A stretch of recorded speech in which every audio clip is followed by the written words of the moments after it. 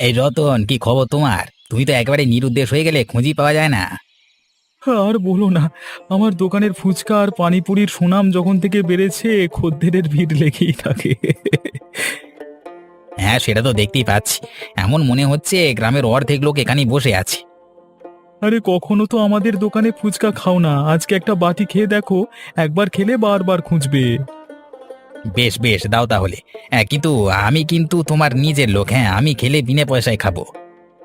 বেশ বেশ। তোমার টাকা দিতে হবে না, দাঁড়াও বানিয়ে দিচ্ছি। তোমার দোকানে খদ্দেরের ভিড় দেখে একটা প্রশ্ন করতে খুব মন চাচ্ছে, কিন্তু বুঝতে পারছি না করা উচিত হবে কিনা। আরে এত উচিত অনুচিত নিয়ে ভাবছো কেন?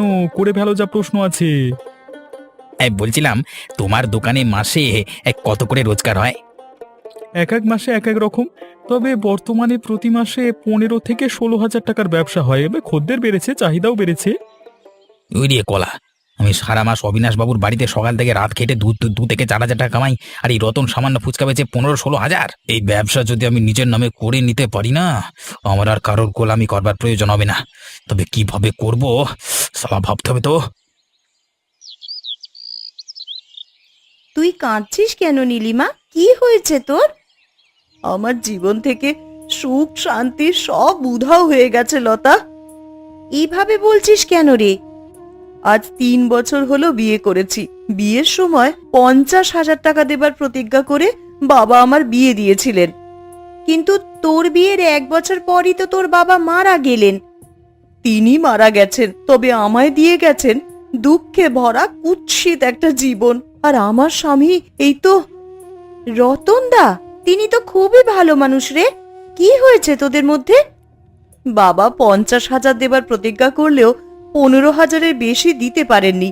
সেই নিয়ে এখনো অশান্তি। এরপর কি হলো? রতন দাদা আর কখনো সেই টাকা খুঁজেছেন? খোঁজেনি তো কি, প্রতিদিনই তো এই নিয়ে ঝগড়া হয়, আমার গায়ে হাতও তোলা হয়। বলিস কি? রতন দাদাকে দেখে এক মুহূর্তের জন্যও মনে হয় না তিনি এমন। জানি না আমার ভাগ্যে কি আছে। তুই তো আমার বন্ধু, তাই তোকে একটা কথা আমি আজ বলতে এসেছি। বল, কি কথা? তোকে আমি বলে যাচ্ছি, যদি আমার কোনো কারণে মৃত্যু হয়, বুঝে নিবি তার জন্য আমার স্বামী দায়ী। হঠাৎ এমন কথা কেন বলছিস রে তুই? কিচ্ছু হবে না তোর। জানি না, আজ কদিন ধরেই আমার মনে কেমন একটা অস্থিরতা কাজ করছে, তাই তোকে বলে রাখলাম রে। আমি আসি। দাঁড়া নীলিমা, নীলিমা, শোন। নীলি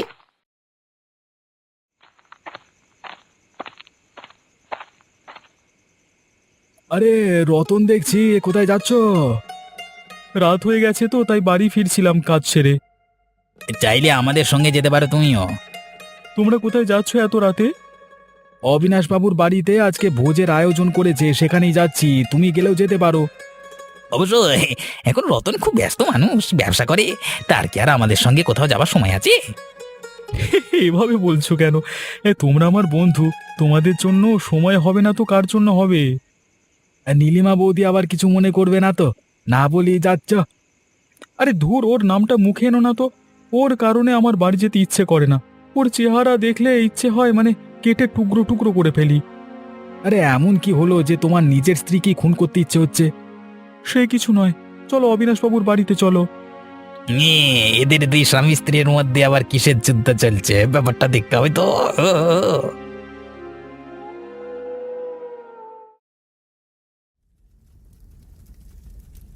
এত করে তোমাকে বললাম তোমার বাপের বাড়ি গিয়ে বাকি 35,000 টাকা নিয়ে আসতে, এখনো গেলে না? আমি কোন মুখে গিয়ে বাড়িতে দাঁড়াবো? বাবা এখন আর এই পৃথিবীতে নেই। এই সময় গিয়ে আমি টাকা খুঁজবো? তাদের অবস্থা তো ভালো নয়। আমি অত শত বুঝি না, আমার ওই টাকা চাই তো চাই। কেন টাকার জন্য এত মরিয়া হয়ে উঠেছ তুমি? কি হয়েছে কি তোমার? আবার ফুচকার ব্যবসা আমি আরো বাড়াতে চাই, আর তার জন্য টাকার প্রয়োজন। তুমি কোথা থেকে এনে দেবে আমি জানি না, আমার টাকা চাই। আর যদি আমি টাকা এনে দিতে না পারি, তাহলে কি করবে তুমি? আমার টাকা যদি আমি না পাই, তাহলে তোমাকে আমি বাপের বাড়িতে গিয়ে ছুঁড়ে ফেলে আসবো। সামান্য কটা টাকার জন্যে তুমি আমায় আমার বাপের বাড়ি রেখে আসার কথা বলছো? হ্যাঁ বলছি, কারণ আমার কাছে টাকাটা সব থেকে বেশি জরুরি, ঠিক আছে? তোমার কথা শুনে আর টাকার জন্য এইরকম অস্থিরতা দেখে আমার মনে হচ্ছে তুমি একটা লোভী আর নির্দয় মানুষ। তোর এত সাহস! এই এই সালি, তুই আমাকে লোভী বললি? দাঁড়া, তোর কাছে দেখাচ্ছি মজা। আহ আহ এ ওপরওয়ালা, আমায় বাঁচাও, আমি শেষ হয়ে গেলাম। ও বাবা! হ্যাঁ, এই হলো আমাকে লোভী ডাকবার পরিণাম। হতভাগী, তোকে মেরেই ফেলবো রে। চিৎকার করছে কে? হায় হায় হায়, বৌমা তোমার কি হয়েছে? এই এই হতচ্ছাড়া, তুই আবার ওকে মেরেছিস? তুই আর মানুষ হবি না, যা যা এখান থেকে।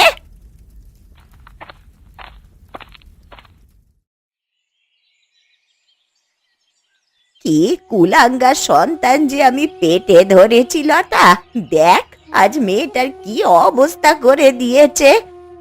কদিন আগে নীলিমা এসেছিল আমার কাছে আর বলেও ছিল কোনো কারণে ওর মৃত্যু হলে তার জন্য রতন দায়ী হবে। আজ বুঝলাম কারণটা। ওর বাবাও একেবারে এমনই ছিল। যখন রতন ছোট, ওর বাবাও ঠিক এইভাবেই আমায় মারধর করত, ওরই চোখের সামনে। আমার তো মনে হয় ছোটবেলা থেকে এসব দেখে বড় হয়েছে বলেই রতন দাদা এমন। আমারই ভুল হয়েছে। যখন ছেলেটা ছোট ছিল তখনই যদি ওকে ওর বাবার কাছ থেকে দূরে সরিয়ে নিয়ে গিয়ে মানুষ করতাম, তাহলে হয়তো আর ছেলেটা এমন হতো না রে। থাক মাসিমা, অতীতে কি হয়েছে তা নিয়ে ভেবে এখন আর নিজেকে দোষ দিয়ে কোনো লাভ নেই। ছেলে পুলেকে শাসন করাটা খুবই দরকার, বুঝলি লতা? আমি তো তা পারিনি, তাই আজ মাসুল দিতে হচ্ছে। প্রার্থনা করুন যেন নীলিমা প্রাণে বেঁচে যায়, নয়তো রতনদাকে হাজতের ঘানি টানতে হবে।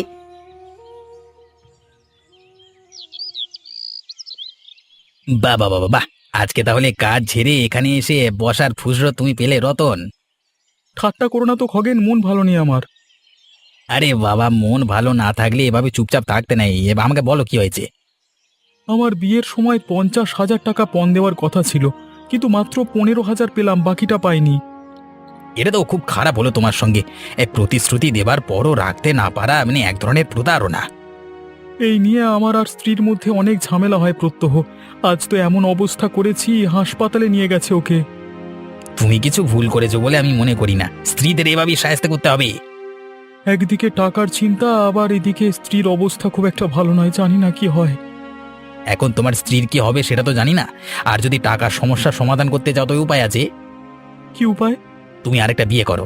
হ্যাঁ, মানে আর এমন সুন্দরী আর বড় লোকের মেয়ে খুঁজবে যেন যত টাকা চাও দিতে রাজি থাকে। তুমি কি পাগল হলে? অবশ্য আমিও একবার ভেবেছিলাম, কিন্তু তখন আমার স্ত্রীর ইচ্ছের বিরুদ্ধে করলে এসে থানায় গিয়ে মামলা করে বসবে আবার। এর সমাধান আছে, তবে সেটা তুমি পারবে না, ছাড়ো। তো বলো না কি সমাধান, অবশ্যই পারবো আমি।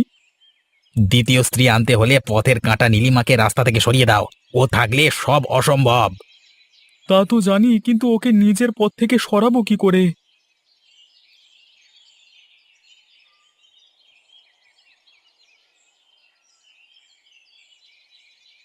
এখন কেমন লাগছে নীলিমা? কিছুটা ঠিক লাগছে, তবে চেহারাটায় খুব যন্ত্রণা করছে। একটু সহ্য করো মা, ঠিক হয়ে যাবে। রতন কোথায়? ওকে তো হাসপাতালেও দেখলাম না। গেছে হয়তো কোথাও ওই কুলাঙ্গারটা। ওর কি আর বউয়ের খেয়াল আছে? এত নির্মম হয় কেউ? দেখো তো কি অবস্থা করে দিয়েছে চেহারাটার। আমি তো চেয়েছিলাম অবিনাশ বাবুকে বিচার দিতে, তবে মাসিমা আমায় আটকালেন। আরে বিচার দেওয়া তো উচিত, অন্তত কোনো একটা মীমাংসা তো হতো। না জানি পরে কি হয়। যত যা কিছুই হয়ে যাক, আমার তো একটা মাত্রই ছেলে, যদি আবার থানায় নিয়ে যায় জীবনটা তার শেষ হয়ে যাবে। কিন্তু আপনার ছেলের কারণে যদি কোনোদিন নীলিমার কিছু হয়ে যায়, তখন আপনি কি করবেন? আমি খেয়াল রাখবো, আমি বোঝাবো ওকে, চিন্তা করো না। বেশ, তাহলে খেয়াল রাখুন নীলিমার, আমি আসি। কোনো সমস্যা হলে আমাদের ডাকবেন। ঠিক আছে বাবা, এসো। তোমরা যা সাহায্য করলে আজ, তোমরা না থাকলে কি যে হতো। আমার ছেলেটা তো, যাকগে, যাও তাহলে তোমরা এসো।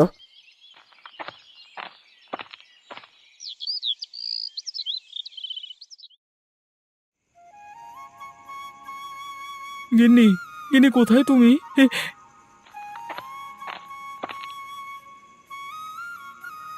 কি হয়েছে? আজ এত তাড়াতাড়ি এসে পড়লে যে? এই যে দেখো, তোমার জন্য কি নিয়ে এসেছি, নতুন শাড়ি। আজ হঠাৎ তোমার ব্যবহার অন্যরকম লাগছে কেন? আরে সেসব পরে হবে, আগে এক কাজ করো তো, এই শাড়িটা পরে এসো, দেখি তোমাকে কেমন লাগে, যাও তো। আচ্ছা বেশ, তুমি বসো, আমি শাড়িটা পরে আসছি।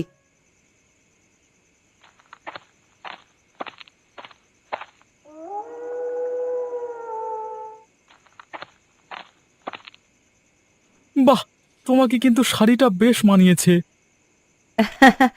আমার তো বিশ্বাসই হচ্ছে না যে তুমি আমার জন্য শাড়ি এনেছো আর আমার সঙ্গে হেসে কথা বলছো।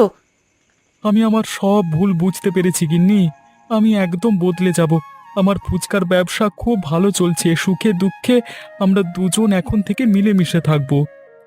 হ্যাঁ গো, তুমি সত্যি বলছো? হ্যাঁ গো হ্যাঁ, এই যে দেখো, বিরিয়ানি নিয়ে এসেছি, এসো আমরা একসঙ্গে খাবো আজকে। বেশ, কাজ হয়ে গেল। খগেন, আরে ও খগেন, চলে এসো ভেতরে।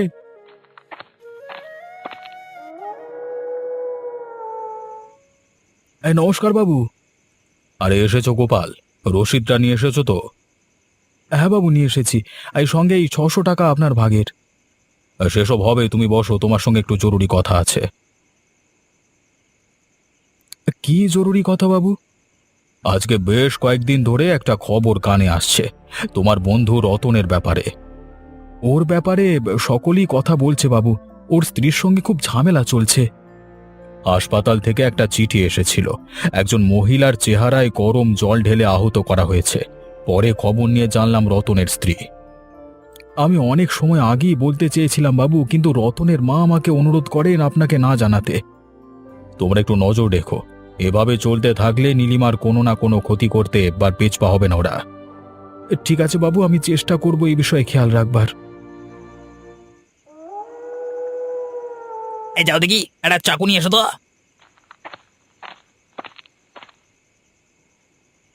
এই নাও চাকু, কিন্তু তুমি এটাতে কি করবে?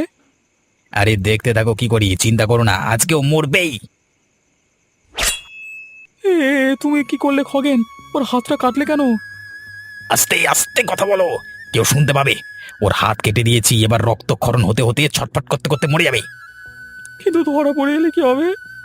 আরে ধরা পড়বে না, তুমি নিজে গিয়ে থানায় নিজের খুনের কথা স্বীকার করবে। তোমার জীবনের সুখের জন্য নীলিমার মৃত্যু দরকার ছিল, তাই না? কিন্তু এখানে তো তোমারও হাত আছে, আমি একা কেন থানায় যাব? আরে তুমি নিজের ভুল স্বীকার করে হাজতে কিছুদিন থাকবে, আর আমি বাইরে থেকে তোমাকে ছাড়ানোর ব্যবস্থা করব। এরপর আর কোনো চিন্তা থাকবে না। বেশ বেশ, আমি তাহলে তাই করব, কিন্তু তুমি সত্যি আমাকে ছাড়িয়ে নেবে তো? আরে হ্যাঁ হ্যাঁ, আর যতদিন তুমি হাজতে থাকবে আমি তোমার ফুচকার দোকান সামলাবো। লাস্টটা এখানেই থাক, তুমি বাড়িতে তালা লাগিয়ে চলো, আমার বাড়ি চলো।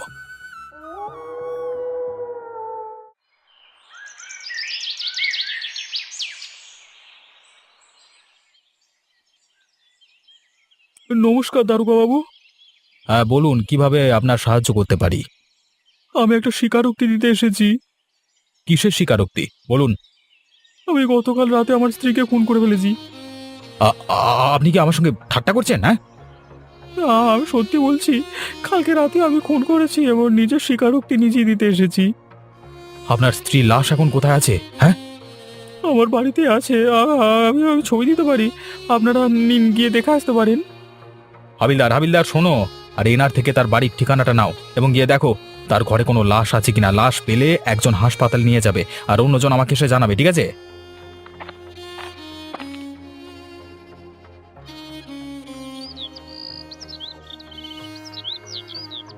এই বাবু, আমরা ইনার ঘরে গিয়ে একটা লাশ শনাক্ত করেছি, হাসপাতালে নিয়ে যাওয়া হয়েছে। কেন এমনটা করলেন আপনি? আমার স্ত্রীর সঙ্গে আমার নিত্য কলহ লেগেই থাকতো, আমার আর ভাল লাগছিল না, তাই ওকে মেরে ফেলেছি। হাবিলদার, ওকে হাজতে ঢোকাও আর পরিবার পরিজনকে খবর দাও। বাবু প্রণাম, কেমন আছেন? আরে এসো গোপাল, যখন থেকে রতন হাজতে গেছে তোমরা সকলে আমার বাড়ি আসা বন্ধ করে দিয়েছো একেবারে। 4 মাস হয়ে গেল, আদালতে এখনো মামলা চলছে। আমার বিশ্বাস হচ্ছে না রতন এমনটা করেছে। তোমরা সকলে যদি এর আগে আমার কাছে আসতে, আজকে রতন হাজতে থাকতো না আর নীলিমা বেঁচে থাকতো। নীলিমার বাড়িতে শোক এখনো কাটেনি, আর রতনের মা তো পাগল প্রায়। তবে একটা জিনিস খুব সন্দেহজনক, বুঝলেন? সেটা কি? খগেন এখন রতনের দোকানে দায়িত্ব নিয়েছে। খগেন? সে কেন রতনের দোকান সামলাবে? সে তো আমিও জানি না, কিন্তু লোকে বলছে খগেন জোচ্চুরি করেছে। 25 টাকার ফুচকা সে 55 টাকায় বিক্রি করে। আমার খুব সন্দেহ হচ্ছে। গোপাল, আমি নিজে কি রতনকে থানা থেকে আনিয়ে একবার জিজ্ঞাসাবাদ করব? করলে তো খুব ভালো হয় বাবু, একবার না হয় ডেকে আনুন, দেখুন কি হয়। রতন এসব কথা পরে হবে, আমি যা জিজ্ঞাসা করব তার উত্তর সত্যি সত্যি দেবে।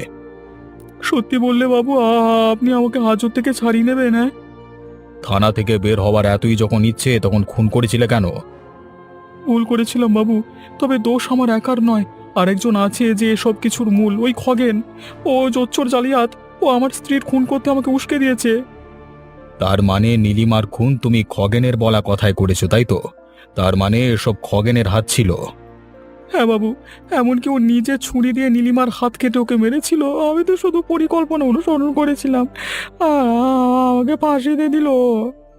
দারোগাবাবু, খগেনকে গিয়ে ধরুন এবং হাজতে পুরে ভালো মতো যত্নার্তি করুন তো। অবশেষে সত্যিটা সকলের সামনে এলো। গত 5টা মাস আমি যে কিভাবে ছিলাম, খগেনকে বিশ্বাস করাটা আমার বিরাট ভুল ছিল। আরে ওসব ছাড়ো, ওর ভুলের শাস্তি ও পেয়ে গেছে। এখন সারা জীবন হাজতে বসে কাঁদবে। কিন্তু এসবের পরও আমার একটাই আক্ষেপ, আমার স্ত্রী এতে কখনো ফিরে আসবে না। নীলিমা খুবই ভালো মেয়ে ছিল, ওর সঙ্গে খুবই অন্যায় হয়েছে। তোর এমনটা করা উচিত হয়নি। আমার নিজের ভুলের জন্য আমি সারা জীবন নিজেকে ক্ষমা করতে পারবো না। তাও অন্তত তুই নিজের ভুল বুঝতে পেরেছিস, কিন্তু একটা নিরীহ প্রাণ ঝরে গেল। আমি আর সারা জীবনে কখনো বিয়ে করব না গোপাল। সারা জীবন আমি নীলিমার স্মৃতি নিয়ে কাটিয়ে দেব। তুই তোর দোকানটা আবার চালু কর, আগের মতো ব্যবসায় মন দে, নিজের এই অন্ধকার অতীতটা থেকে শিক্ষা নে। নীলিমার আত্মা হয়তো আমাকে কখনো ক্ষমা করবে না, তবে আমি একটা ছোট্ট সিদ্ধান্ত নিয়েছি গোপাল। কিসের সিদ্ধান্ত রতন? আমার ব্যবসা থেকে আমি যা রোজগার করব তার সব টাকা আমি দুঃখী অসহায় মানুষদের মাঝে বিলিয়ে দেব। এটা তো খুবই ভালো সিদ্ধান্ত। এমনটা করলে তোর ভুলের অনেকটা প্রায়শ্চিত্ত হবে। দোকানের নামটাও নীলিমার নামে নামকরণ করব। আমি চাই আমার আশেপাশে সব ক্ষণে ওর নাম আর স্মৃতি ভাসুক। সত্যি, মানুষ যখন বেঁচে থাকে তখন আমরা তার মূল্য বুঝতে পারি না, আর যখন চলে যায় সব কিছুতেই তাকে খুঁজতে থাকি। এই একটা আক্ষেপ আমাকে সারা জীবন নিজের চোখে ছোট করে রাখবে। আচ্ছা, এখন কান্নাকাটি ছাড়, চল তোকে তোর দোকানের সামনে নিয়ে যাই। তুই আমার সত্যিকারের বন্ধু রে, চল।